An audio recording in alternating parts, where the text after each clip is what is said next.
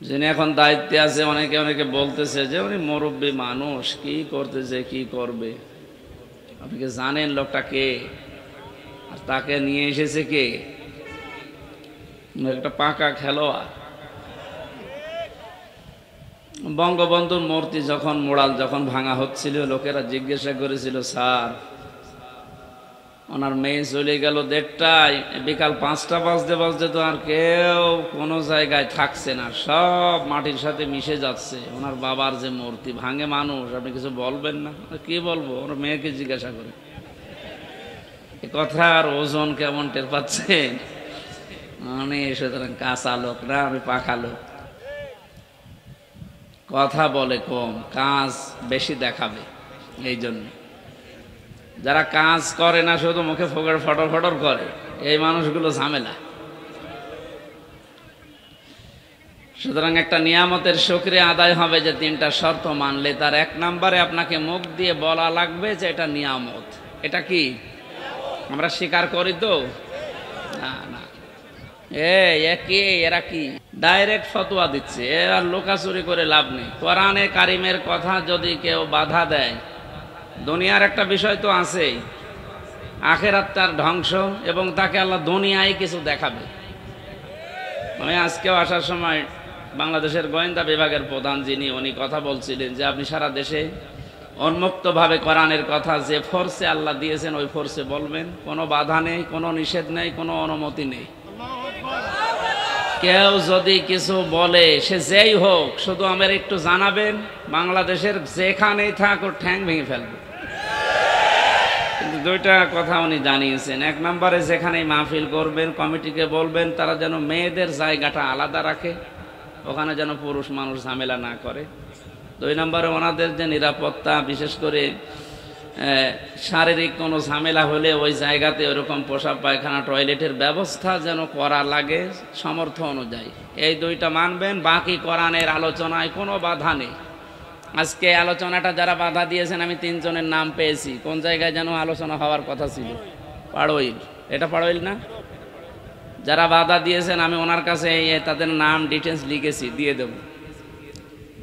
শুধু এলাকায় থাকা না, দেশেও থাকতে পারবেন না। এটা আর এই আগস্ট মাসের 5 তারিখের আগে নেই, এখন 5 তারিখ পার হয়ে গেছে। আপনি টের পাচ্ছেন কোথায় আছি আমরা? এই জন্যে নরম ভাষায় বললাম এটা। আর 2 নম্বর, আল্লাহর ফতোয়া যেটা আছে, কোরআনের কথা যেতে কেউ বাধা দেয়, তার জানাজার নামাজ নেই, তারে কবরে দেওয়ার দরকার নেই, কারণ ও এমনিও জাহান্নামে যাবে, অমনিও জাহান্নামে যাবে। আবু জেহেলে কোরআনের বিরোধিতা করে আবুল হাকাম থেকে আবু সাহিল হয়েছিল। আপনার নাম যতই সুন্দর থাক, যদি সত্যি আল্লাহর কোরআনে বাধা দেন, আপনার নামও কিন্তু উল্টাপাল্টা বিষয় লেগে যাবে। আমি ওপেন বলছি, রাজনৈতিকভাবে এদেশে যেহেতু ইসলাম কায়েম করার জন্যে চেষ্টা অনেকে চালাচ্ছে, সবচাইতে বেশি শ্রম এবং কোরবানি যারা দিয়েছে তাদের ভেতরে আপনারা সবাই স্বীকার করবেন, এক বাক্যে বাধ্য হবেন, বাংলাদেশ জামাত ইসলামী। এটা সবাই জানে, সে যেই হোক। এই জন্য দিন কায়েম করা যেহেতু ফরজ, নামাজের মতো ফরজ, এই বিষয়টা সামনে রেখে আমার দিন কায়েমের জন্য যারা চেষ্টা চালাচ্ছে, ইসলামী দল যতগুলো আছে, তার ভেতরে এটা আমার ভালো লাগে। এই জন্য আমি এটাকে সাপোর্ট করি মনে প্রাণে, এবং যত রকমের সাহায্য আছে আমি সব করার চেষ্টা করি।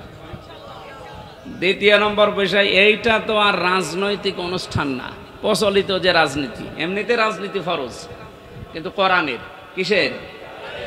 কোরআনের রাজনীতি করা ফরজ। 903টার উপরে আয়াত আল্লাহ ডাইরেক্ট ইনডাইরেক্ট মিলে দিয়েছেন, ওটা ফরজ না হলে এত কথা দিত না। যেহেতু প্রচলিত যে রাজনীতির কথা আমরা অনেকে বুঝতেছি 53 বছরে, ওই রকম একটা অনুষ্ঠান এটা না, এটা একটা ইবাদত। এটা কি? কোরআনে কারিমের এই আলোচনাটা একটা ইবাদত। আর ইবাদত, এখানে সব মানুষের মতের পথের লোক আমরা এসেছি ইবাদতটা বোঝার জন্য। কোরআনের তাফসীর লিখে দিয়েছেন, আমরা তাফসীর এখানে কথা বলবো, কোনো দিকে টেনে না, কোনো দিকে চেপে না, আমি আল্লাহর দিকে তাকিয়ে কথা বলি, ওইভাবে বলবো ইনশাআল্লাহ। আমাদের আসল উদ্দেশ্য আল্লাহ যেন আমাদের পরিবর্তন করে দেন।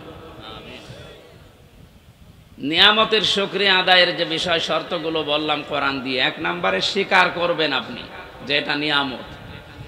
কি অবস্থায় ছিলাম আপনি নিজেও জানেন, আমিও জানি। আমি বাংলাদেশের বৈধ নাগরিক। আমার বাড়ি পাশের বিভাগে, খুলনা বিভাগে, কুষ্টিয়া, এটা পাশের বিভাগ রাজশাহী। এই মান্দাতে আমি এসেছিলাম বিয়ে খাওয়ার জন্য, একটা বিবাহ অনুষ্ঠানে আমার আসতে দেয়। বলেন তো কোন অবস্থায় ছিলাম? গত কয়েকদিন আগে বাংলাদেশ জামাত ইসলামী কুষ্টিয়া জেলা শাখা 500 আলেমকে ডাক দিয়েছিল। সব ঘরানার আলেম ওখানে এসেছিল। 500 আলেম এক জায়গায় 2.5-3 ঘন্টা তারা আলোচনা করেছে, বিভিন্ন মতামত দিয়েছে। আপনার কি মনে হচ্ছে যে এই 500 আলেম এক জায়গায় তাদের মতামত কোরআনের উপরে, হাদিসের উপরে তুলে ধরল? আগস্ট মাসের 5 তারিখের আগে 500 না 5 জন এক জায়গা হওয়া সম্ভব ছিল? কি বলতো যে এখানে গোপন ষড়যন্ত্র হচ্ছে, জঙ্গি তৎপরতা এই জায়গায় চালু হচ্ছে। যেখানে 5 জন হলে এরকম উল্টাপাল্টা নাম দিয়ে দিতেন, সেখানে 500 হয়ে গেল, কই কিছুই তো হইল না। এই জন্য ভুক্তভোগী আপনি না। চেয়ারম্যান বলছিলেন না যে আমি জেলে ছিলাম, ভুক্তভোগী যেহেতু আমরা 2 জন, এখানে আরো যারা আছেন, আমরা টের পাচ্ছি যে কি হয়ে গেল। সুতরাং এটা নিয়ামত, আপনি স্বীকার করেন আর না করেন, এটা কি? আরে নিয়ামত সবার জন্য না। কোরআনে কারীম জানিয়েছে, ওয়ানুনাজ্জিলু মিনাল কোরআনি মা হুয়া শিফাউ ওয়া রাহমাতুল লিল মুমিনিন ওয়া লা ইয়াজিদুজ জালিমিনা ইল্লা খাসারা। আল্লাহ পাক বলেন, হে নবী, কোরআন নাজিল করার ধারাবাহিকতায় এমন এমন বিধান আমি দিয়েছি যেটা যদি পালন করা যায় মুমিনদের জন্য রোগ মুক্তির কারণ হবে, শেফা হবে। সময় যখন আল্লাহ আমাদেরকে দিয়েছেন এ নিয়ামতের শুকরিয়া আদায় করার জন্য, কোরআনে কারীম যদি সত্যি আমরা আয়োজন করতে পারি, জমিনে বিশ্বাস করতে পারেন, যত রকমের রোগ আছে মানসিক, শারীরিক, ইমানের, দুনিয়া এবং আখিরাতের সব রোগগুলো কন্ট্রোল করার ক্ষমতা কোরআনের আছে। ওটা দেখা দরকার। কোরআনের ওই ঔষধ অ্যাপ্লাই না করার কারণে 53 বছরে বহু আইন দিয়ে মুক্ত করার চেষ্টা চালিয়েছে চোর, কিন্তু চোর মুক্ত হয়েছে। চোর যাই ছিল এ 17 বছরে আরো বেড়েছে। এক একজন যে কত বড় বড় চোর এখন ধরা পড়ছে। দরবেশের মতো মানুষ যদি এত টাকা চুরি করতে পারে, দরবেশ বাদ দিয়ে যেগুলো আছে এগুলো তো কত কিছু করিস বলেন। 36,000 কোটি টাকা ঋণ করেছে লোকটা, অথচ 32,000 কোটি টাকা খরচ করে পদ্মা সেতু বানিয়েছে। শুধু ওর টাকায় যদি এখন সরকার তার রাষ্ট্রীয় কোষাগারে জমা আনতে পারে, ওইরকম সেতু আরো বানিয়ে টাকা বেঁচে যাবে। তাও তো এটা সাধারণ মানুষ না, এটা দরবেশ। দাঁড়িয়ে দেখেছেন এখন নাই নেই, এখন নমো।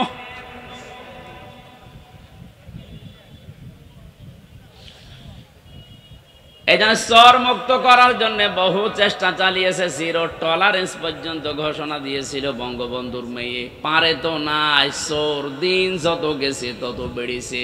কারণ চোর মুক্ত করার জন্য যে ঔষধ দরকার এ 53 বছরে পড়ে নাই। বিশ্বনবী জানিয়েছেন পৃথিবীতে এমন কোন রোগ নেই যে রোগের ঔষধ নেই, কিন্তু সঠিকভাবে রোগটা নির্ণয় করার পরে যদি ঔষধ দেওয়া যায়, মাস্ট বি রোগ ভালো হবেই। এতদিন পর্যন্ত যেহেতু রোগের ঔষধ পড়ে নাই, সূরা মায়েদার 38 নম্বর আয়াতটা পড়া লাগবে। অসারিকু ওয়াসারিকাতু ফাকতাউ আইদিয়াহুমা জাযাম বিমা কাসাবা নাকালাম মিনাল্লাহ ইলা আখিরি আয়াত।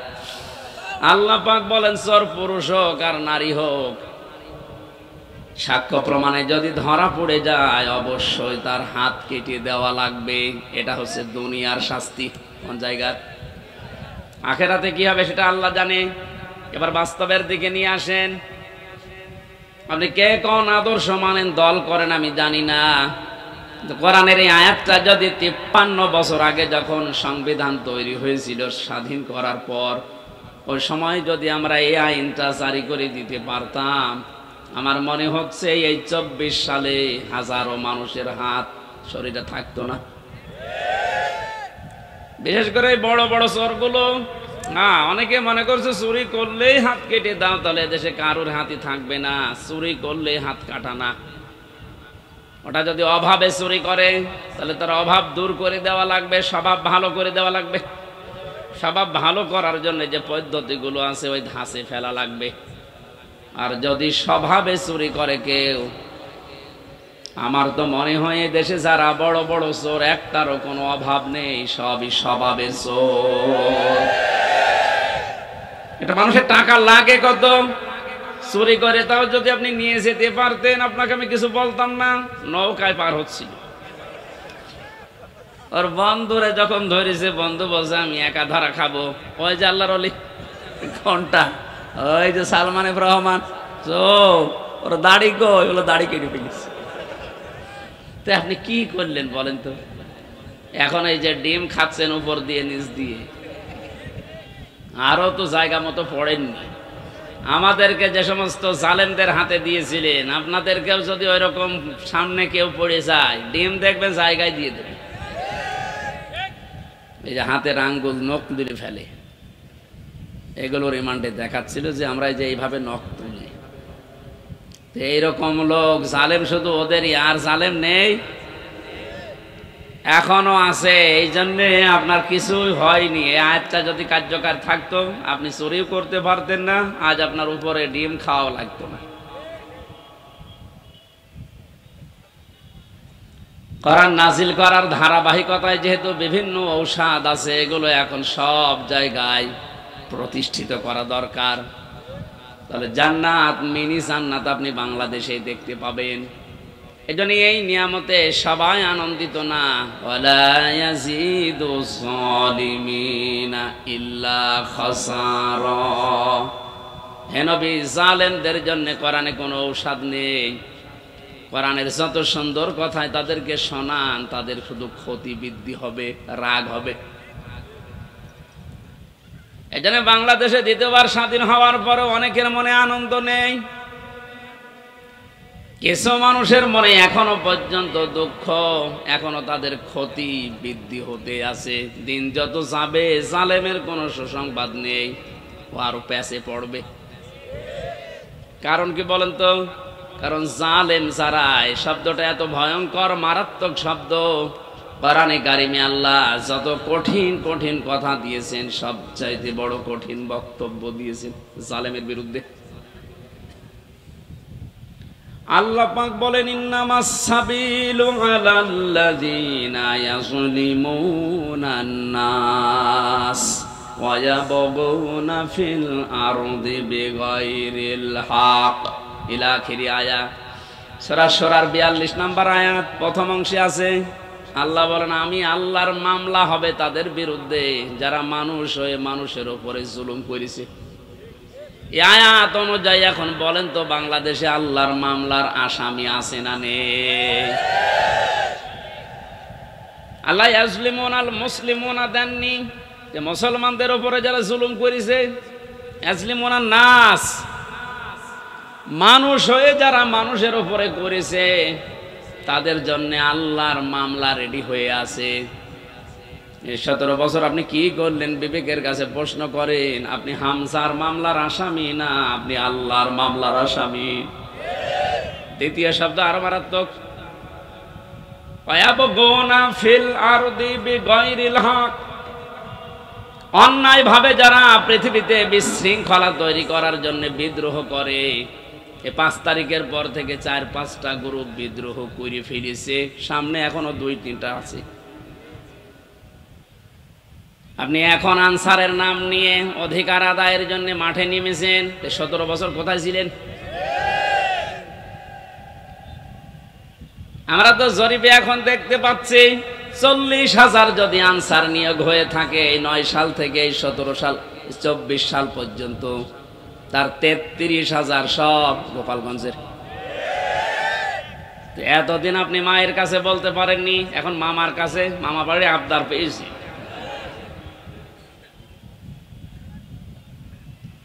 5 তারিখের পর থেকে এই 29 তারিখ পর্যন্ত পুলিশ ছাড়া যদি বাংলাদেশ চলতে পারে, ও আনসার ছাড়াও চলতে পারবে। আপনাদের অধিকারের বিরুদ্ধে আমি না, অধিকার আদায় করেন, বৈষম্য দূর করার জন্য, যেহেতু এই দেশটা স্বাধীন হয়েছে করেন, কিন্তু সময় বুঝে তো এখনই শুরু করে দিয়েছেন। লোকটাকে কিছু গোছাতে দেবেন তো, কত ঋণ তার মাথার উপর আপনি রেখে পালিয়ে গেলেন, আপনি টের পাচ্ছেন? সেটা দাঁড়িয়ে আছে এখনো, তাকে একটু সময় দেন, সে একটু গুছিয়ে নিক। না এখনই আমারে দেওয়া লাগবে, আসেন সামনে আসেন, আপনার বাহিনী তুলে দেওয়া হবে। এই জন্য বিশৃঙ্খলা যারা করছেন, আজ বিদ্রোহ ঘোষণা করছেন, আপনিও আল্লাহর মামলার আসামি। পারে নাই প্রথমে হিন্দুদের দিয়ে, হালে পানি নেয়নি, এরপরে প্রধান বিচারপতিকে দিয়ে একটা চেষ্টা চালিয়েছিল, আল্লাহ নষ্ট করে দিয়েছে। এরপরে নিচে আনসার, এটা দিয়েও হবে না, কারণ যে আছে, আপনি বললাম না কাঁচা খেলোয়াড় না, পেছনে অনেক কিছু আছে হেলান দেওয়ার মতো। আমার মোবাইলে সর্বোচ্চ কল আসলে আসবে, সর্বোচ্চ আসলে আমার মনে হয় তারেক জিয়ার পিএস অপু ভাইয়ের কাছ থেকে কল আসতে পারে, কারণ ওনার সাথে আমি 3 বছর ছিলাম জেলে। আর একটু বেশি আসলে গিয়াসউদ্দিন মামুন ভাইয়ের কাছ থেকে আসতে পারে, ওনার সাথেও ছিলাম 3 বছর। তাছাড়া আর উপরে তারেক জিয়া তো দেবে না। ডক্টর মোহাম্মদ ইউনূসের মোবাইলে কল আসে বারাক ওবামার কাছ থেকে, জো বাইডেনের কাছ থেকে, শি জিনপিং এর কাছ থেকে। টের পাচ্ছেন ওর ফুটি কোন জায়গায় বাধা, ওর পেছনে কি ধাক্কা দেওয়া আছে দেওয়ালে, আন্দাজে লাফান। বাস্তবতা কিছু জানেন?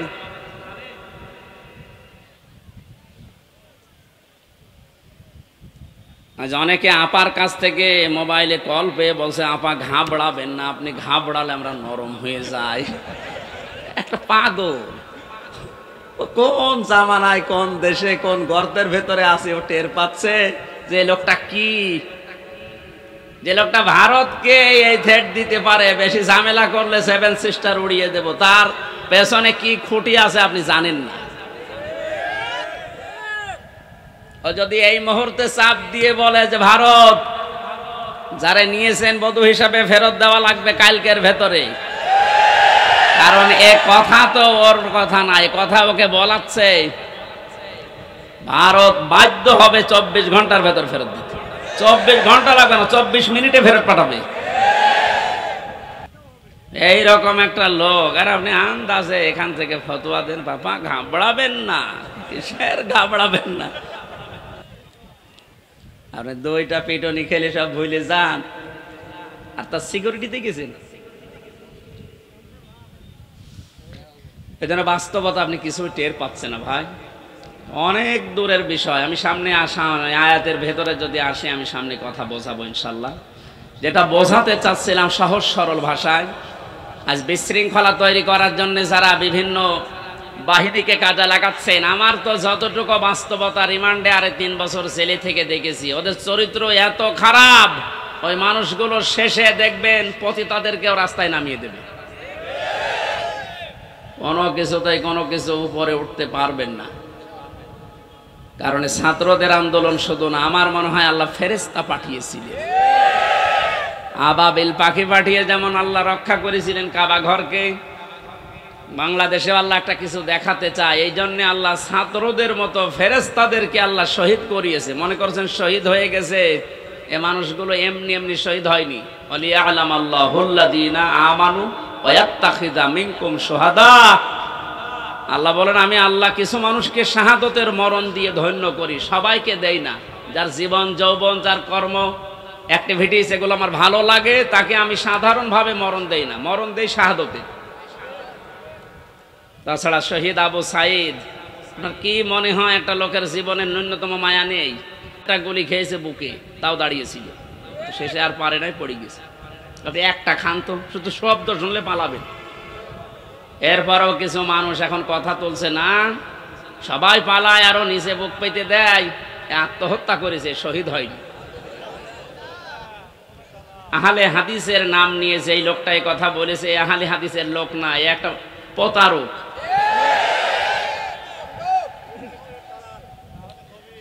আহলে হাদিসের এই যে রাজশাহীর গোদাগাড়ির অধ্যাপক মুজিবুর রহমান, ওনার সাথে আমি উমরায় ছিলাম রমজানে। কি উনি আহলে হাদিস না?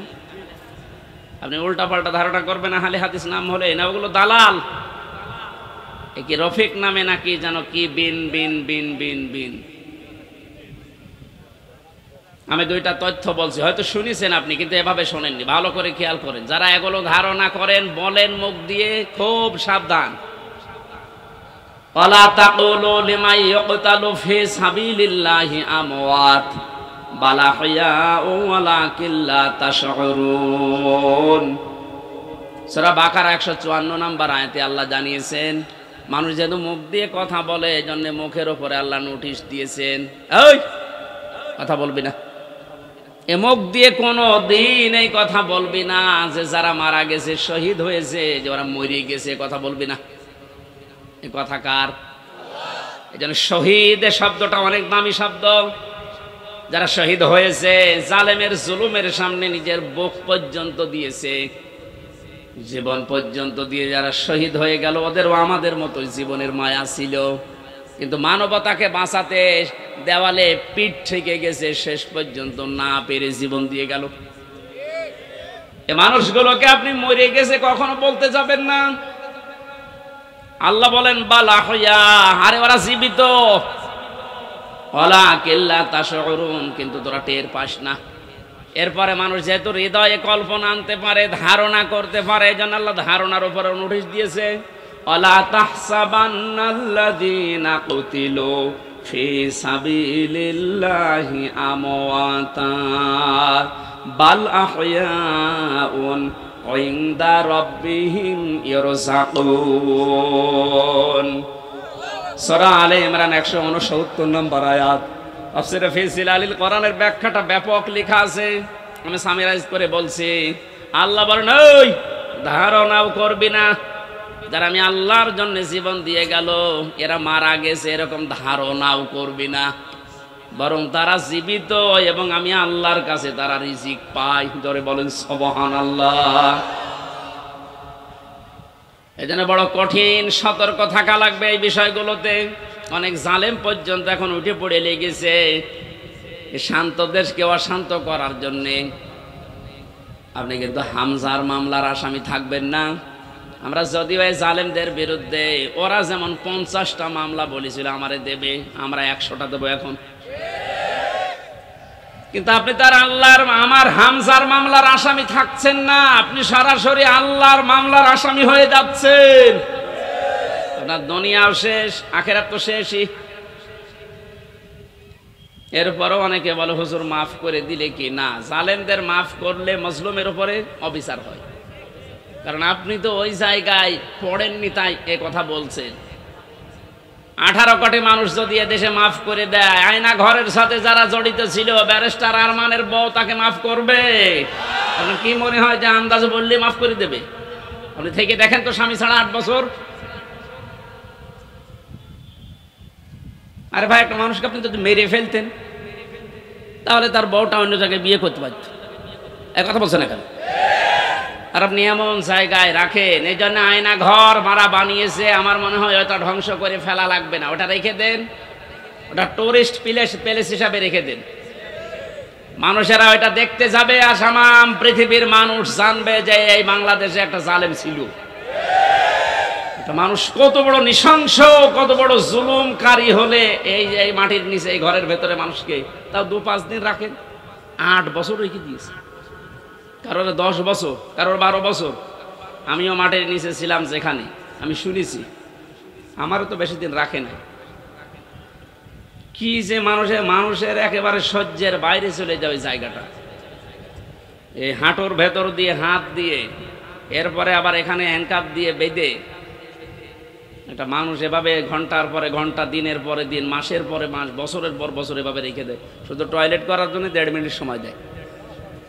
আমার সাথে যে আলেম ছিল মুফতি ফখরুল ইসলাম, কি কষ্ট যে লোকটাকে দিয়েছে। এই জন্য জালেম যারা, এদেরকে হেদায়েত আল্লাহ দেবেন না। আমি দোয়া করলেও হবে না, কাবা শরীফের ইমামও যদি দোয়া করে এই জালেমের জন্য, ওকে আল্লাহ হেদায়েত দেবে না, ওকে জাহান্নামে দেবেই।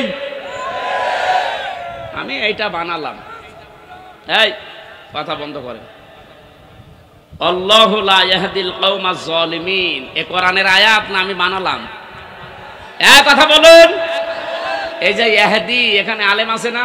মোজারে, এটা বর্তমান, ভবিষ্যৎ, প্রেজেন্ট, ফিউচার। আল্লাহ পাক বলেন আমি জালেমদেরকে হেদায়েত দিচ্ছি না, দেবও না। সুতরাং যারা জুলুম করেছেন, আপনি জানতেন না যে আয়না ঘরে কারা থাকে? অবশ্যই আপনি জানতেন, আপনার কথা মতোই হয়েছিল।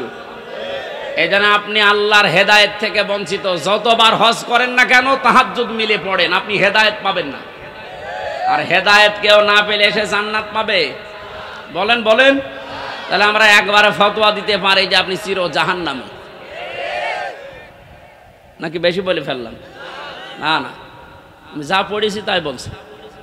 কারণ জালেমদেরকে আমি দোয়া করলো, আল্লাহ হেদায়েত দিচ্ছে না, দেবে না। কিয়ামতের ময়দানে আল্লাহ পাক দুই শ্রেণীর মানুষকে নবীর হাত থেকে হাউজে কাউসার খেতে দেবেন না। কয় শ্রেণী? এক নম্বরে যারা ইসলামের ভেতরে নতুন নতুন বিষয় ঢুকিয়েছে, বেদাত বলে যারে, এদেশে সবচাইতে বেশি এটা। আমার তো ভয় হয় এই কারণে যে বাংলাদেশের হাজারো মুসলমান আমরা নবীর উম্মত দাবি করছি, কিন্তু এই বেদাত করার কারণে আল্লাহর নবীর হাত থেকে পানি পাবো না। দুই নম্বরে যারা জুলুম করে এবং জালেমের যারা প্রশংসা করে, তার সাহায্য করে, সহযোগী হিসাবে কাজ করে, এরা নবীর হাতের হাউজে কাউসারের পানি পাবে না। আপনি এই হাদিসটা এবার বাংলাদেশে মিলান। কত হাজি জালেমের সহযোগী, জালেমকে ভালোবাসে, সাপোর্ট করে, এই কারণে নবীর হাতের ওয়ারিশ হিসাবে পানি পাবে না। এরকম মানুষ হাজি দেশে নেই। আপনার দুনিয়াও শেষ, আখিরাতও শেষ। আপনি কি করলেন? এখন আর ফিরে আসার সময় আপনার আর নেই। আপনি যা করেছেন এর হিসাব আপনাকে দেওয়া লাগবে, কারণ আপনি একেবারে সীমানার বাইরে চলে গেছেন। যে সমস্ত পাপের কারণে আল্লাহ দুনিয়ায় শাস্তি নাজিল করে, তার ভেতরে অন্যতম পাপ, মানুষ যখন সীমা লঙ্ঘন করে ফেলে, তখন আল্লাহ 8 প্রকার শাস্তি দুনিয়ায় দেয়। আমি একটা একটা করে কোরআন দিয়ে ওইদিকে যাবো ইনশাল্লাহ। আপনারা আছেন তো ময়দানে? নিয়ামতের শুকরিয়া আদায় যদি করতে চান, তাহলে মুখ দিয়ে বলেন যে হ্যাঁ, এটা নিয়ামত। এটা বিশাল একটা পাথর বুকের উপর থেকে আল্লাহ নামিয়ে দিলেন, এটা কি? কিন্তু যারা স্বীকার করছে না, এখনো অনেক জালেম নেই যে স্বীকার করছে না, এখনো পর্যন্ত এই দুর্বিসন্ধিতে লিপ্ত আছে। দুই নম্বরে নিয়ামতের শুকরিয়া আদায় করার শর্ত হচ্ছে আপনার মনের ভেতরে একটা আলাদা আনন্দ আপনি অনুভব করবেন, যেটা সত্যি আমরা পাচ্ছি, সবাই পাচ্ছে। এত বড় জুলুম বিদায় নেওয়ার পরেও যদি আপনার মনের ভেতরে আনন্দ না আসে, শান্তি না লাগে, নবীজি হাদিসের ভাষায় পড়েছি, মানুষের এই পশমগুলো তখন খাড়া হয়ে যায়। বাম স্তনের 2 আঙ্গুল নিচে যে গোস্তের টুকরা আছে, ওই টুকরাটা লাফালাফি করে। আমার তো 5 তারিখের পর থেকে যে আনন্দ, এমনিতে এই কোরআনের এবং হাদিসের এই শব্দের গুলোর সাথে আমার বুক এবং হাত, পশম সব মিলে যাচ্ছে। আমি দেখতে পাচ্ছি এখনো অনেকের মেলছে না। এই কথা বলতে কেন? 3 নম্বরে নিয়ামতের শুকরিয়া আদায় হবে যে উদ্দেশ্য নিয়ে আপনি ওটা কায়েম করেছিলেন, ওইটা একেবারে সর্বশেষ জায়গায় পৌঁছিয়ে দেওয়া। এদেশে সমন্বয়ক যারাই ছিল ছাত্র আন্দোলনের অধিকাংশগুলোর এখন কথা আমি শুনতে পাচ্ছি, ওরা বলছে আমরা মুসলমান। কালকে একজনের বক্তব্য দেখলাম ঢাকাতে, ওরা বলছে আমরা বাংলাদেশে যত জেলায় থানায় সমন্বয়ক ছিলাম, আমাদের উদ্দেশ্য ছিল এই যত রকমের বৈষম্য আছে সব আমরা দূর করে সমান সমান করে দিতে চাই, এটা আল্লাহ চাই। কথা বলে না কেন? আমরা যেহেতু 96% মুসলমান এই দেশে, দল মত আমরা যাই করি না কেন, 53 বছর তো দেখলাম যে মানুষ চালালে কেমন লাগে না, দেখি নাই? বাবা চালিয়েছে কেমন লাগে আমরা দেখেছি, স্বামী চালিয়েছিল কেমন লাগে আমরা দেখেছি, চাচা চালিয়েছে যেভাবেই হোক দেখেছি, বুবু চালিয়েছিল, ভাবি চালিয়েছে। শুধু এখন দেখতে বাকি আছে কোরআন দিয়ে দেশ চললে কেমন দেখা যায়। আপনি সমন্বয়ক যত আছে আমার মনে হয় যদি 500 জন থাকে 498 জন এই কথা বলতে বাধ্য হবে যে আমরা বৈষম্য দূর করার জন্য আন্দোলন আরম্ভ করেছিলাম, আর এটা দূর করার জন্য কোরআন ছাড়া অন্য কোনো নিয়ম দুনিয়ায় নেই। অন্য নিয়ম আসলে আবার বৈষম্য শুরু হবে। কোরআনে কারিমে কোনো বৈষম্য আছে? নেই। নেই যে এটার প্রমাণ কি? আফালা ইয়াতাদাব্বারুনাল কুরআন ওয়ালাউ কানা মিন ইনদি গায়রিল্লাহি লাওয়াজাদু ফীহি ইখতিলাফান কাসীরা। এটা বৈষম্য বিরোধী আয়াত। আল্লাহ পাক বলেন সূরা নিসার 82 নম্বর আয়াতে আছে, 5 পারার 10 পৃষ্ঠা 3 নম্বর লাইনে রব্বুল আলামিন বলেন, কি হয়েছে তোদের আমার কোরআন নিয়ে কেন চিন্তা ভাবনা করো না? আমি কোরআনে এমন কোন বক্তব্য দেইনি যে একটার সাথে আরেকটা মেলে না। আল্লাহর কোরআনে আপনি এমন কোন বক্তব্য পাবেন না যে আজকে দিলাম এই 2 দিন পরে ওইটার সাথে আর আগের কথার মিল নেই। এমন কোন বক্তব্য কোরআনে আছে? আরো জোরে বলেন। সুতরাং এ দেশে যে বৈষম্য সত্যি সত্যি আমরা দূর করে নিয়ামত যে এটা প্রমাণ করতে চাই, সময়ের এখন সবচাইতে বড় দাবি হচ্ছে আল্লাহর এই কোরআনকে এখন এই দেশে কায়েম করা। এইটার বিরুদ্ধে আছেন কারা? হাত তোলেন তো।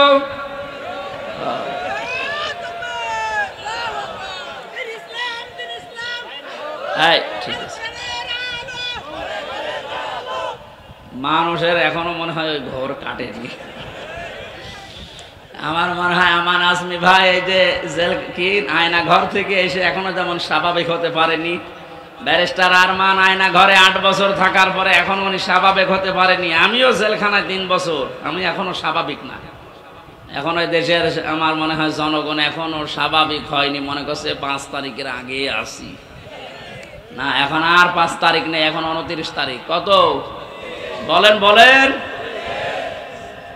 যেন এর দাবি এখন এইটা, যেহেতু বৈষম্য দূর করার জন্য সংস্কার করার জন্য সব জায়গায় কাজ চলছে, সবচাইতে বড় সংস্কার হবে এখন যে জালেমগুলোর কারণে পুলিশ বাহিনীর বদনাম হয়েছে ওদেরকে প্রকাশ্যে যা ভালো লাগে ওরা করা দরকার। সব পুলিশের দোষ আছে? কখনো না।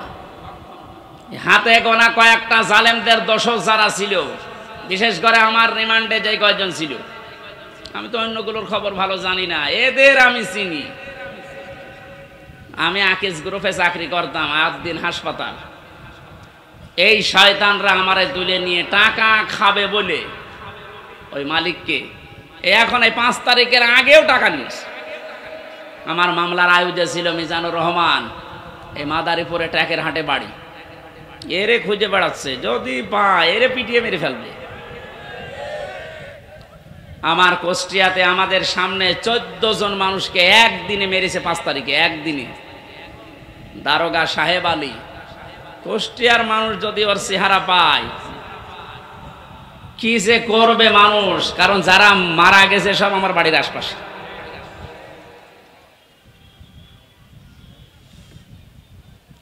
এএসপি নামে একজন ছিল রিমান্ডে আমার, শেখ ইমরান হোসেন। ওর বাড়ি খুলনা ফুলতলা এলাকায়, ওর বাবা আওয়ামী লীগের উপজেলা চেয়ারম্যান। ওরাও খুঁজে বেড়াচ্ছে, কারণ 5 তারিখের আগে পর্যন্ত নাকি এরা টাকা নিয়েছে। স্যার আজকে আমারে কল দিয়েছিল, হুজুর 5 তারিখের আগেও আমার কাছে টাকা নিয়ে গেছে। এখনো যদি 5 তারিখ না আসতো মনে হয় আরো টাকা চাইতো। সুতরাং ওদেরকে আপনি ক্ষমা করবেন কি? কোন জিনিস দেখে? এই শয়তানগুলোর কারণে আজ হাজার হাজার পুলিশ এখনো পর্যন্ত ভয় আছে, বের হচ্ছে না বাইরে। এই জন্য বাহিনীর সবার দোষ না, যাদের দোষ এইগুলোকে এখন এই বাহিনীর সামনে এনে দেওয়া দরকার, যে নে যা পারবি ফুটবল খেল। কালকে ইনোরে একটা লাথি দেয়নি একজন? সম্মানিত ভাইরা, আমি যেটা বোঝাতে চাচ্ছিলাম, যেহেতু সংস্কার আরম্ভ হয়েছে আর এইটা করার জন্য ওনারা আন্দোলন করেছিল, সুতরাং সংস্কার খুব তাড়াতাড়ি করেন, নয়তো জালেমরা কিন্তু বসে নেই। ওরা একটা একটা করে ইস্যু তৈরি করবে, আবার অশান্ত করার চেষ্টা করবে। ডক্টর মোহাম্মদ ইউনূস বারবার বলছে, ভাইরা আমার সময় দিন, আমাকে কাজ করতে দিন। আপনাদের এই 17 বছরের জঞ্জাল আমি এই 17 দিনে শেষ করে ফেলবো, একটু সময় দিন আমারে। আর এর ভেতরে আমারে কাঁচি আরে বসে কাঁচি করতে দেন না, খালি এইটা ওইটা ওইটা আমার বাড়ি ঘেরাও। তা আপনি ওনার বাড়ি ঘেরাও করে কি করবেন? ওনারে তো পেছনে যারা খুঁটি দিয়ে রেখেছে তারা তো আর এই বাড়ি ঘেরাও কিছু মনে করে না। এই জন্য এই সমস্ত ছোটখাটো কাজ করে আপনি টার্গেটে পড়ে যেন না। সংস্কার যখন চলছে, বাংলাদেশের যত ডিসি আছে, এসপি আছে, টিওনো আছে, ওসি আছে, যারা জালেমদের সহযোগী ছিল সবাই না, যারা ছিল ইমিডিয়েট তাদেরকে এই মুহূর্তে বাধ্যতামূলক বাদ দিয়ে দেবে। কারণ এরা যদি একটু ফাঁক ফকড় পায় ওরা কিন্তু অনেক কিছু করে ফেলবে। এই জন্য আমাদের উচিত হচ্ছে তাড়াতাড়ি করে এই সংস্কারগুলো খুব তাড়াতাড়ি আরম্ভ করা। ডক্টর আসিফ নজরুল সাহেব উনি ঘোষণা কালকে দিয়েছে যে খুব তাড়াতাড়ি এটা করা হবে, একটু তাড়াতাড়ি করেন, নয়তো এখনো ঝামেলা কাটছে না। আমরা নিয়ামতের শুকরিয়া আদায় যে 3টা পদ্ধতি শুনলাম, মুখে স্বীকার করা, অন্তরে আনন্দ পাওয়া, আর যে উদ্দেশ্য নিয়ে এটা করেছে ওই উদ্দেশ্যটা এখন এই সংস্কারের মাধ্যমে কায়েম করা। আল্লাহ আমাদেরকে এভাবে নিয়ামতের শুকরিয়া আদায় করলে আমরা যেটা চাই ওইটা আল্লাহ আরো বাড়িয়ে দেবে। ওয়ালাইন কাফারতুম, যদি না শুকরি করেন, যদি না বোঝার ভান করে থাকেন, যদি এবার ভুল করেন, এই ভুল কিন্তু আর শুধরানোর জায়গা থাকবে না। আর ইন্না আযাবিলা শাদীদ, আল্লাহর আযাব শাস্তি বড় কঠিন। আল্লাহ তুমি আমাদেরকে এই আয়াতটা এক্ষুনি বাস্তবে মেনে নেওয়ার তৌফিক দাও, বলেন আমিন। দরুদ আর সালাম পড়ি আমাদের নবী মুহাম্মদ রাসূলুল্লাহর উপরে সাল্লাল্লাহু আলাইহি ওয়াসাল্লাম। আমার আজকের আলোচনার বিষয় হচ্ছে এই যে আযাব গজবগুলো একটা একটা করে এখনো থামছে না, আসতে আছে। এগুলোর কারণ ব্যাখ্যা করব আজকে কোরআন দিয়ে। সূরা রুম 41 নম্বর আয়াত। কত নাম্বার?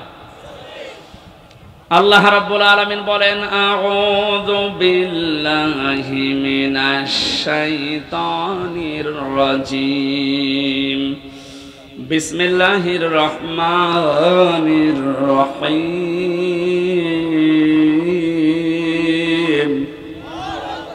যাহারাল ফাসাদু ফিল বাররি ওয়াল বাহরি বিমা কাসাবাত আইদিন নাস লিয়ুযীকাহুম বা'দাল্লাযী আমিলু লা'আল্লাহুম ইয়ারজিউন।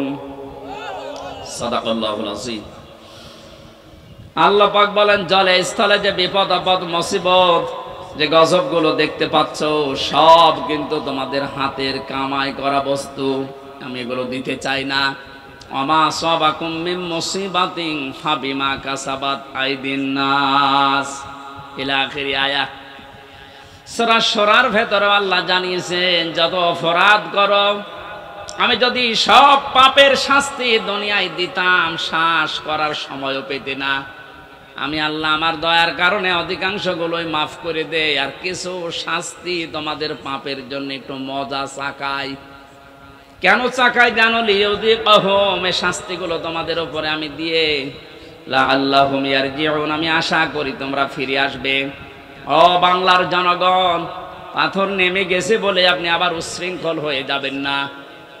কারণ উচ্ছৃঙ্খল যারা, যে মানুষগুলো জালেম, যারা মানুষের অধিকার নষ্ট করে, ওই মানুষগুলোকে আল্লাহ পছন্দ করে না, করবেও না।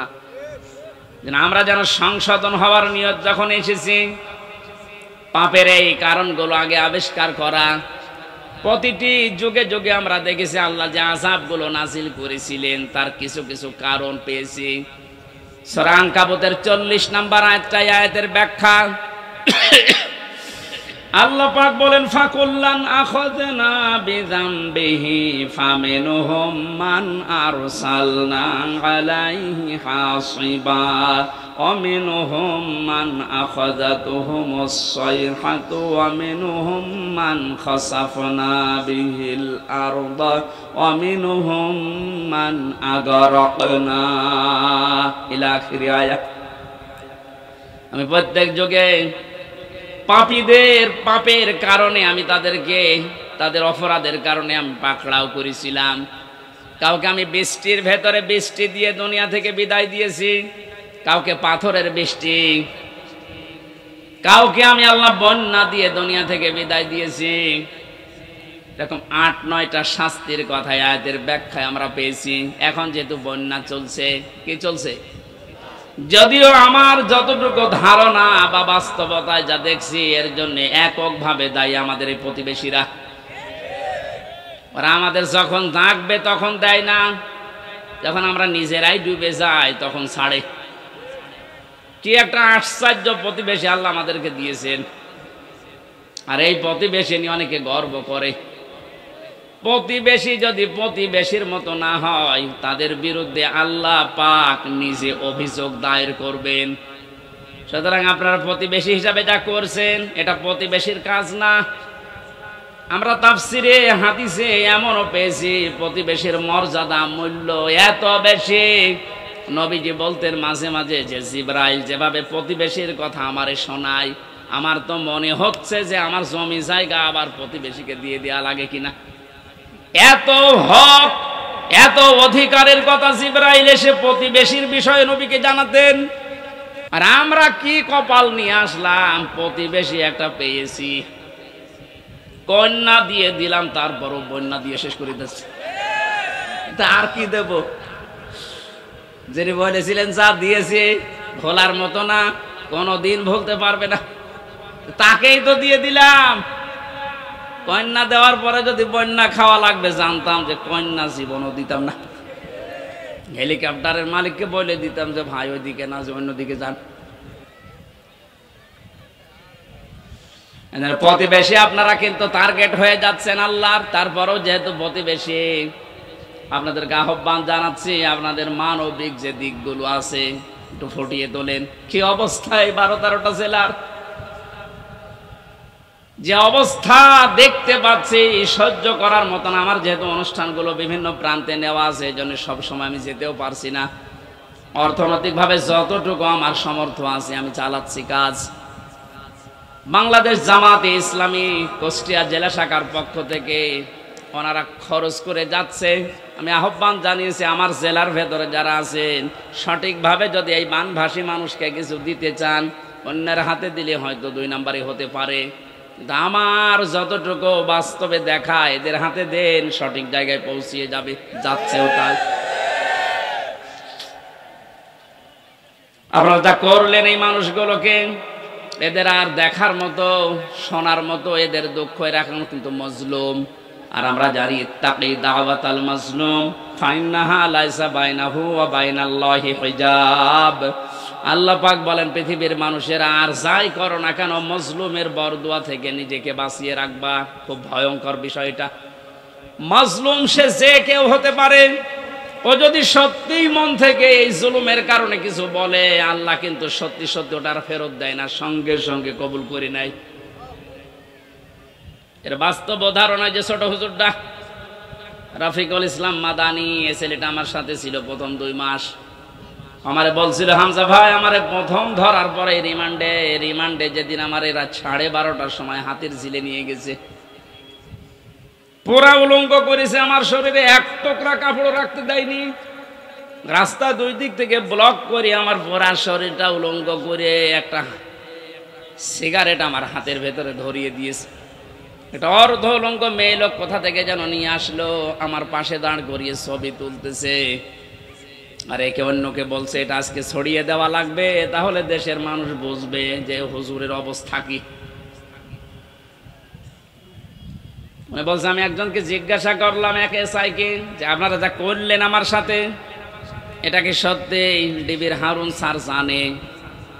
ওই এসআই বলছে জানে না, মানে ও হারুন স্যারই করাচ্ছে। বলছে আমি এত অসহায় হয়ে গেলাম ওই সময়, মুখ থেকে আমার বের হয়ে গেল, আল্লাহ যা করলো তুমি তো দেখলে, যে লোকটার নির্দেশ মতো এগুলো করছে তারে তুমি একটু দেখো। আল্লাহ ঠিক দেখেছে। ছোট হুজুরকে যা করেছিল আল্লাহ দুনিয়ায় থাকতে ওরে দেখিয়েছে 3 ইঞ্চি।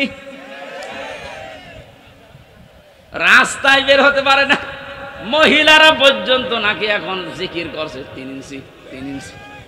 কি কোথায় নামিয়েছে আল্লাহ দেখলেন। এটা রেকর্ড হচ্ছে। এজন্য যারা প্রতিবেশী আছেন খুব সতর্ক থাকেন। মাজলুমের দোয়া কিন্তু আল্লাহ ফেরত দেবে না। আপনি যদি বলে কয়েও দিতেন যে এই 8 ঘন্টা 10 ঘন্টা পরে আমি পানি ছাড়বো, তাও তো আমি একটু বসিয়ে নিতে পারতাম। রাতের বেলা ঘুমিয়ে আসে আর পানি দিয়ে আপনি ভাসিয়ে দিলেন। কত মানুষ এই ভেসেই মরে গেছে। আমার ভাইরা, এই যে বন্যা, জলোচ্ছ্বাস, এগুলো আসার পেছনে যে কারণগুলো পেয়েছি আমরা, কোন জাতির ভেতরে যদি মুনাফিকি বেড়ে যায়, উপরে ফিটফাট, ভেতরে সদরঘাট, আর এই চরিত্রের মানুষ আমার জানা মতে বাংলাদেশে বেশি। এই 15 বছরে কত আলেম পর্যন্ত মুনাফিক হয়ে গেছে। আল্লাহ এমনিতে এই বিপদগুলো দেয় না। আমিনহুম মান আখাযাতুহু সাইহা, কারো উপরে আল্লাহ পাথরের বৃষ্টি নাজিল করে। তাফসীরের ভেতরে পড়েছি, আয়াতের ব্যাখ্যা করতে গিয়ে হযরত শুআয়ব আলাইহিস সালামের ঘটনাটা ফি জিলালিল কোরআনে আছে। ওয়া ইলা মাদিয়ানা খাহুম শুআয়বা ক্বালা ইয়া কওমি ইবুদুল্লাহা মা লাকুম মিন ইলাহিন গায়রু, ইলা আখিরি আয়াত। আল্লাহ পাক বলেন, মাদাইন শহরে হযরত শুআয়বকে তার ভাইদের কাছে আমি পাঠিয়েছিলাম। তিনি মাদাইনে, হযরত শুআয়ব মিশরের মাদাইন আইকা এই এলাকায় বাস করতেন। ডাক দিয়ে বললেন, আমার জাতির লোকেরা, তোমরা আল্লাহর ইবাদত করো, তিনি ছাড়া ইলাহ, এটা আর কেউ নেই। ইলা মানে, ইলা শব্দের 4টা প্রধান অর্থ আমি এই আয়াতের তাফসীরে পেয়েছি। এক নয়, ভালো করে শোনেন। এই জন্যই তাফসীর মাহফিলে আসতে হয়। আলেমগুলো খেলা করার জন্য এখানে বসে নেই, ওনারা জানে না। এই গুরুত্বপূর্ণ কাজ বাদ দিয়ে ওনার মতো মানুষেরা যদি মোস্তফা আমিন বসে থাকতে পারে, আপনি কি হয়েছেন বলেন তো? ইলা শব্দের যে ব্যাখ্যা দিচ্ছে, এবার নিজের জীবনের সাথে মিলাবেন। আল্লাহ রাব্বুল আলামিন জানিয়েছেন, প্রতিটি নবীর যে দাওয়াতের পদ্ধতি ছিল, আমি কিছু কিছু কোরআনে কোট করেছি। তার ভেতরে শুআয়ব আলাইহিস সালাম একজন। তিনি জাতির লোকদেরকে বলেছিলেন, জাতির লোকেরা আল্লাহর ইবাদত করো, তিনি ছাড়া ইলাহ নেই। কি নেই? আমরা যেহেতু নবীর ওয়ারিস, নাকি মানেন না? এক কথা বলেন না কেন? আমি তো প্রথমেই বলেছিলাম, রাজনৈতিকভাবে আমি একটা দলকে ভালোবাসি, সাপোর্ট করি, সহযোগিতা করি, কিন্তু এটা তো ওইটা না। আমি জাতির লোককে এখন বাঁচাতে চাই, ওরকম মন নিয়ে কথা বলছে। আমি নবীর ওয়ারিস হিসাবে এখন দায়িত্ব পেয়েছি। আল্লাহ পাক যে জানিয়েছে নবীদের এই কাজ ছিল, আমরা নবীর ওয়ারিস হিসাবে আমাদের একই কাজ। ওনারা যেটা বুঝিয়েছিল ওইটাই বোঝাচ্ছে, জাতির লোকেরা আল্লাহ ছাড়া কারো ইবাদত করা যাবে না, তিনি ছাড়া কোনো ইলাহ নেই। কি নেই? আরো জোরে বলেন। ইলাহ শব্দের ব্যাখ্যা বললাম কয়টা? 4টা। বলেন বলেন। 1 নম্বরে ইলাহ মানে আল্লাহ পাক বাদ দিয়ে আইন তৈরি করার ক্ষমতা কারণে, এই জন্য আল্লাহ ইলাহ। আল্লাহ কি? এটা যতদিন পর্যন্ত আপনি না মানবেন, আমি দাওয়াত দিতেই থাকবো আপনাকে, কারণ আপনি এখনো পর্যন্ত ক্লিয়ার না। আইন তৈরি করার দায়িত্ব দুনিয়ার কারো হাতে আল্লাহ ছেড়ে দেয়নি, এটা আল্লাহর হাতে। কারো হাতে ছেড়ে দিলে সে নিজের দলীয় কায়দায়, নিজের ব্যক্তিগত কায়দায়, নিজের স্বার্থে, দলীয় স্বার্থে ওইটা বানাইতো। কথা বলেন না কেন? আল্লাহকে ওই রকম, এই কথা বলেন। আল্লাহ রাব্বুল আলামিন যেন সবার জন্য উপকার হয় এমন আইন তৈরি করেন, এই জন্য আইনের বিষয়টা আল্লাহ কাউকে ছেড়ে দেয়নি। রব্বুল আলামিন বলেন, হে নবী, মানুষেরা হয়তো আপনাকে মাঝে মাঝে জিজ্ঞাসা করতে পারে, ইয়াকুলুনা হাল্লানা মিনাল আমরি মিন শাইইন কুল ইন্নাল আমরা কুল্লাহু লিল্লাহ। 154 নম্বর আয়াতের মাঝের অংশে আছে, 4 নম্বর পারার 9 নম্বর পৃষ্ঠা 3 নম্বর লাইনে। এরপরে আপনি ফতোয়াবাজি করেন, দেখে নেন গাজান। আল্লাহ বলেন, মানুষ যদি জিজ্ঞাসা করে যে আইন তৈরি করব, আমাদের কোনো ক্ষমতা, কোনো অধিকার, পাওয়ার আছে? আল্লাহ বলেন, আপনি ফতোয়া দেন যে না, এটা শুধুমাত্র আল্লাহর দায়িত্ব। কার? জাতির লোকেরা এটাই তো বোঝাতে সে কুষ্টিয়া থেকে এসেছে যে আল্লাহর আইন বাদ দিয়ে কারো আইন মানা যাবে না, এমনকি মা বাবার আইনও মানা যাবে না। হ্যাঁ, ঠিক আছে তো? না না, এই ছেলে, এই যে হুজুর, বলেন তো মা বাবার আইন মানা জায়েজ আছে না নেই? না আন্দাজ বলেন কেন? আকাদা রাব্বুকা আল্লা তা'বুদু ইল্লা ইয়্যাহু ওয়া বিল ওয়ালিদাইনি ইহসানা। সূরা বানী ইসরাঈলের 24 নম্বর আয়াতে 22 নম্বর আয়াতের প্রথম অংশে আছে, আল্লাহ পাক বলেন আমি রায় দিলাম, আমি ফতোয়া দিলাম, সিদ্ধান্ত নিলাম, কার্যকর করে দিলাম, লিখে দিলাম, ফায়সালা করে দিলাম, আর কোনো নড়ন চড়ন নেই, কোনো পরিবর্তন হবে না। ওয়াকাযা রাব্বুকা, তোমার রব ফায়সালা দিয়েই দিয়েছে, আল্লাহ তা'বুদু ইল্লা ইয়্যা, সে আল্লাহ ছাড়া কারো ইবাদত করা যাবে না। ওয়া বিল ওয়ালিদাইনি ইহসানা, 2 নম্বরে মা বাবা যাদের আছে তাদের সেবা করা লাগবে। এই আয়াত দ্বারা মাসলা বের হয়, আল্লাহর আইন মানা ফরজ আর মা বাবার সেবা করা ফরজ, আইন মানা ফরজ না। ও বাংলার মুসলমানেরা এবার বিবেককে প্রশ্ন করেন, আল্লাহর পরে মা বাবার স্থান, তাদের আইন মানা জায়েজ নেই, তাদের সেবা করা ফরজ, তাদের পেছনে সাধ্যমতো খরচ করা ফরজ। কথা বলেন না কেন? মা বাবার আইন মানায় যদি ফরজ না হয়, কোন মহারথী আছে যে আইন বানিয়ে দিলে মানা লাগবে? যারা আছে মানুষ হয়ে মানুষের তৈরি করা আইন মানার জন্য চেষ্টা চালাচ্ছেন, এখনো আপনি কুকুরের চাইতেও খারাপ। একটা কুকুরের আইন মানে মানুষ হয়ে, এরপরও আপনি মানুষের আইন তৈরি করার জন্য, তাদের আইন প্রতিষ্ঠার জন্য এখনো যদি কাজ করেন, সংগ্রাম করেন, টাকা পয়সা খরচ করেন, আপনি কিয়ামতে যখন উঠবেন মরণের পরে আপনার এই আকার থাকবে না, কুকুর হয়ে উঠবেন।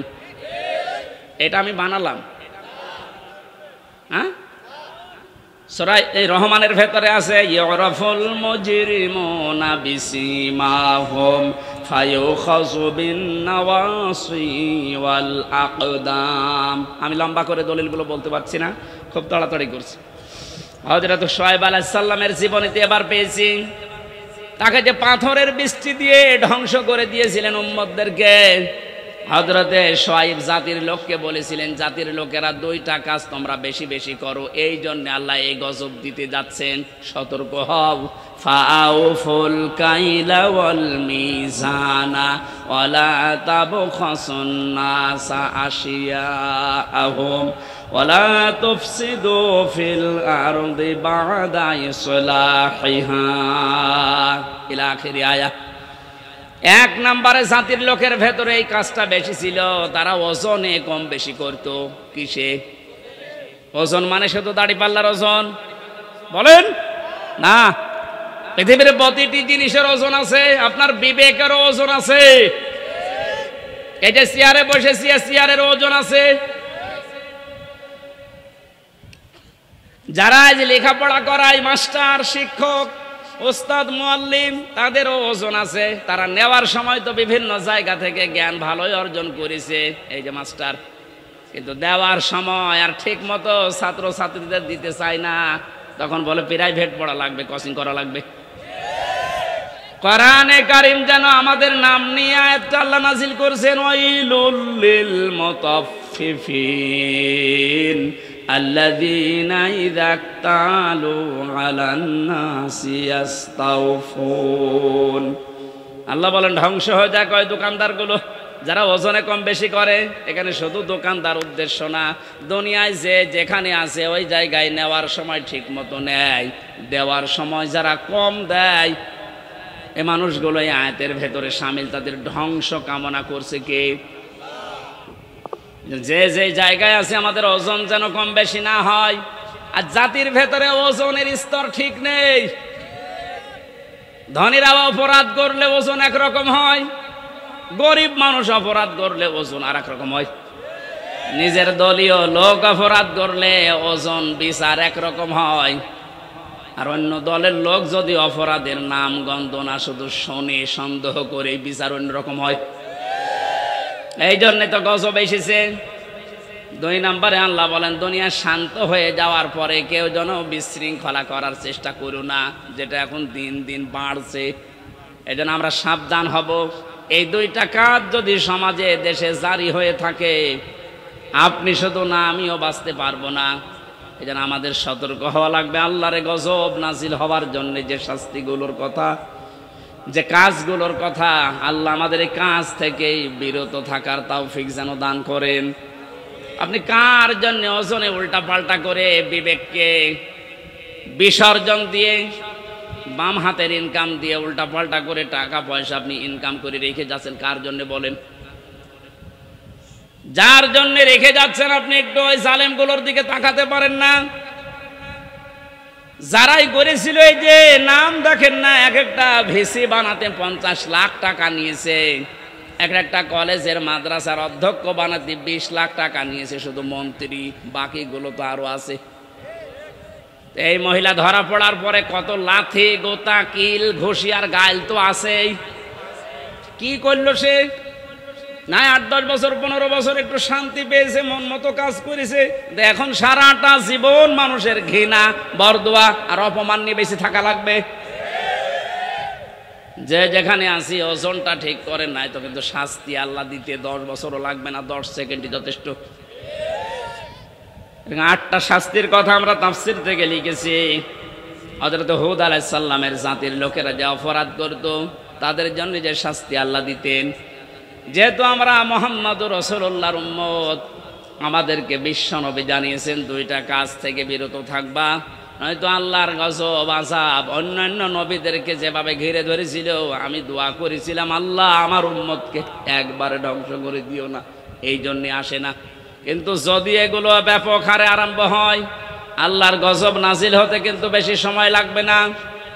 আমাদের হাতের কামাইগুলো আমরা বন্ধ করব, বিশেষ করে ওজনটা। আর সব জায়গায় ওজনে কম বেশি করা হচ্ছে। আমরা চেয়ারে বসে ওজনালা কথা বলতে পারি না, আর 15 বছর তো পারি নাই। এখান থেকে একবার হুজুর এদিকে বলেন না ওদিকে বলেন না, ঠিক করেন। তো কি ঠিক করব? ঠিক করতে করতে তো আমরা চলে গেছি গর্তের ভেতরে।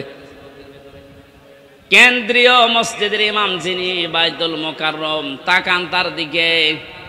এই লোকটা পর্যন্ত যদি দালাল হয়ে যায় তো এই দেশে আর কার দিকে ভরসা করবেন? অপমান করে আল্লাহ বিদায় দিয়েছেন। যত রকমের ক্ষতি হয়েছে বাংলাদেশে ইসলামের এবং মুসলমানদের, বিশেষ করে ইসলামপন্থী উদার যারা, তাদের সবচেয়ে বেশি আমার মনে হয় ক্ষতি হয়েছে এই দালালপন্থী আলেমগুলোর কারণে। কারণ নেক্সট সূরাতে ধোঁকা দিত এরা মানুষকে, আর আমাদেরকে মাঝে মাঝে জেলখানার ভেতরে ফতোয়া পাঠাতো। এত বেশি বোঝার দরকার কি? দেশে হুজুর আর নেই, হুজুর আছে ওইভাবে চেপে রাখার অভ্যাস আমার নেই। যা পড়েছি যা বুঝেছি ওটা কোরআনে যে ফোর্সে আল্লাহ দিয়েছে ওটা বলতেই থাকবো মরণ পর্যন্ত। আল্লাহ এমন কোন গণা, এই ওজনটা আমরা যেন প্রত্যেকে ঠিক করি, কোন জায়গায় যেন বিশৃঙ্খলা না হয় চেপে ধরবেন। যে যেখানে আছেন বিশৃঙ্খলা তৈরি হওয়ার আশঙ্কা থাকলেই ওরা যদি ডালে ডালে চলে, আমাদেরকে পাতায় পাতায় চলা লাগবে, নাইতে স্বাধীনতা কিন্তু আবার হারিয়ে যাবে। আল্লাহ বাস্তবতায় তুমি মানে কোরআনের আয়াত যেভাবে নাজিল করেছো ওইভাবে বোঝার তৌফিক দাও। আল্লাহুম্মা আমিন। লা ইলাহা ইল্লা আনতা সুবহান